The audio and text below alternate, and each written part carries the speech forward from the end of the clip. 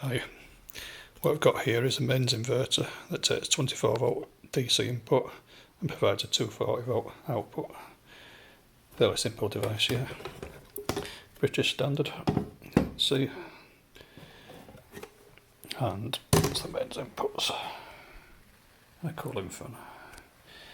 Now, there's a lot of mains inverters on eBay, likely sourced from AliExpress, them sort of places, and a lot of them are junk. I did actually find a blog of somebody else's on the internet which got one that was dead on arrival. When he inspected it, he found fake MOSFETs inside it, which ultimately why it didn't work.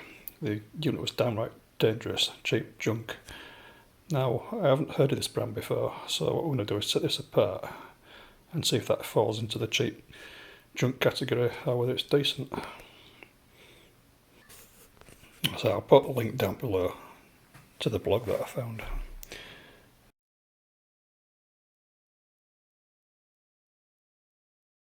Sorry about that, just another telephone scammer trying to sell me insurance. They're an absolute pain in the ass. Right, so, okay, right, I've started again because I kept getting interrupted. So, here's the unit with the top cover removed. Now, first impression, it looks like a good quality unit.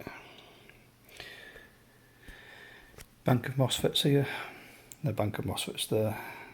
Basically, they'll be in a HB configuration, which chop up the DC and feed it into this transformer here.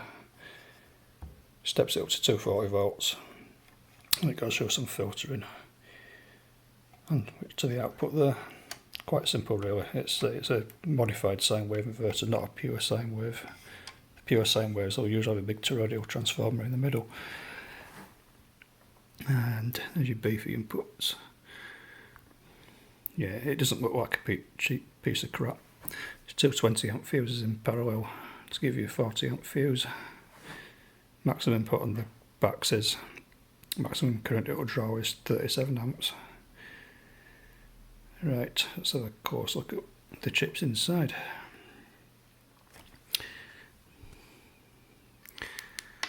First of all, we have three HEF 4018 CMOS logic, a couple of LM358 op amps, and these chips here, just bear with me, I did find what those are. Okay, we have another LM358 and a 555 timer there.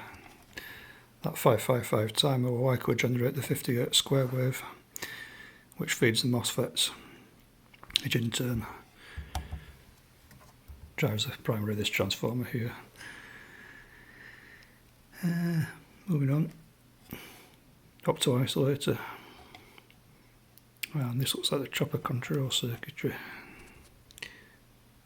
Okay, what we have here is excuse me, another op amp, another op amp, and these chips here,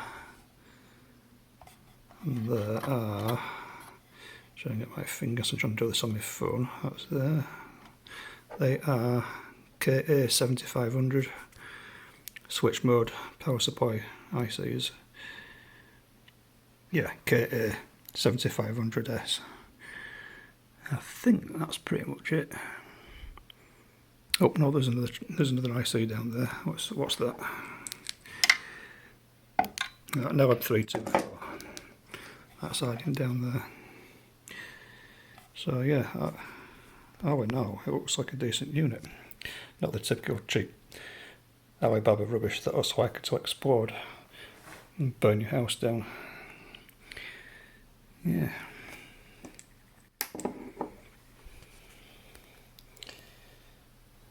Let's see what voltage rating these capacitors are. Yeah,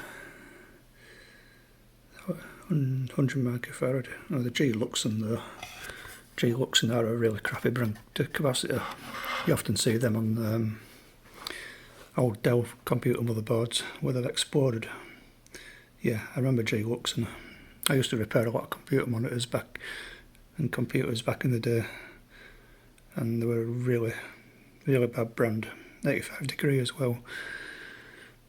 It's rated at 400 volts. They've got to be on the output of them.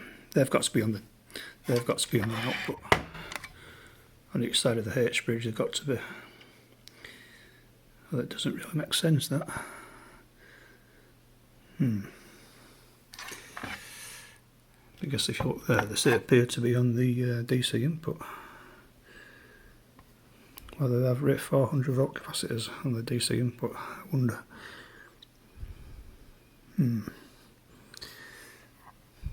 Oh no, there we go. The cable's actually going over here. These are your DC input capacitors here. See what value they are. Also G-Lux and well, my opinion's changed on this really. So it uses cheap crappy capacitors. So yeah, that's what's inside a 600 watt power inverter. Thanks for watching.